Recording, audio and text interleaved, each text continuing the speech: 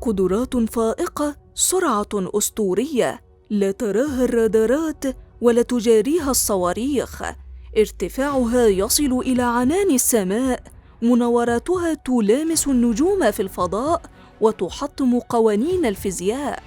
ما هي قصة ميغ 41 التي ستغير موازين القوى في العالم؟ على مدار سنوات طويلة كانت الصناعات العسكرية الروسية عاملاً هاماً في تسليح دول العالم، حيث ينتج مجمع الصناعات الدفاعية الروسية الأسلحة الخفيفة منها إلى المقذوفات النووية. وشهدت السنوات الأخيرة تقدماً ملموساً في مجال تصميم وتصنيع وسائل جديدة مبدئياً لخوض المواجهات العسكرية العصرية، حتى أنها وضعت تصميماً لطائرة لا تكتفي بخوض المواجهات التقليدية، بل تنقل الميادين العسكرية إلى الفضاء. ما هي قصة الطائرة الأسطورية لروسيا ميغ 41؟ كشفت أحد قلاع صناعة الطائرات العسكرية الروسية شركة ميغ عن أحدث إصداراتها الجديدة من سلسلة الميغ، والتي لها قدرات أسطورية لا تصدق، حيث ستتمكن من الطيران إلى الفضاء.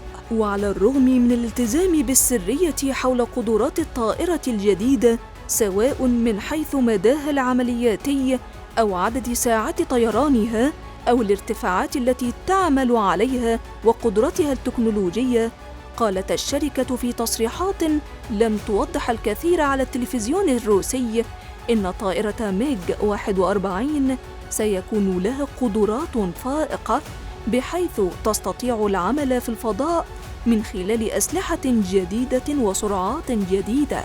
وكشف رئيس شركة ميغ أن الطائرة الجديدة ستصل سرعتها إلى نحو 4500 كيلومتر في الساعة، فهي ستكون ذات مواصفات فريدة من نوعها، فلن تكون فوق صوتية فقط بل وفرط صوتية. وأكد رئيس الشركة أن ميغ 41 ستخلف طائرة ميغ 31 التي تصل سرعتها نحو 5000 كيلومتر في الساعة أو 3.5 ماخ، لكنها ستكون جديدة بالكامل.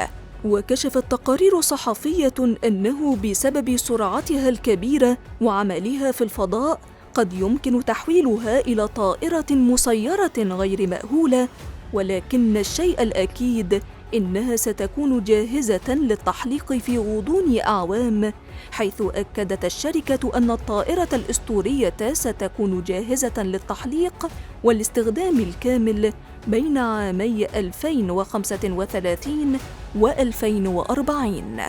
ومن خلال قدراتها الفائقة تستطيع القيام بمناورات في الطبقات الكثيفة للغلاف الجوي وفي الفضاء القريب على حد سواء، ولكن ليس ذلك الأمر هو النقطة فائقة الأهمية في قدراتها، بل النقطة الأقوى ستكون في قدرتها على الارتفاع الذي قد يبلغ 100 كيلومتر، حيث يمكن أن تسقط الصواريخ الباليستية.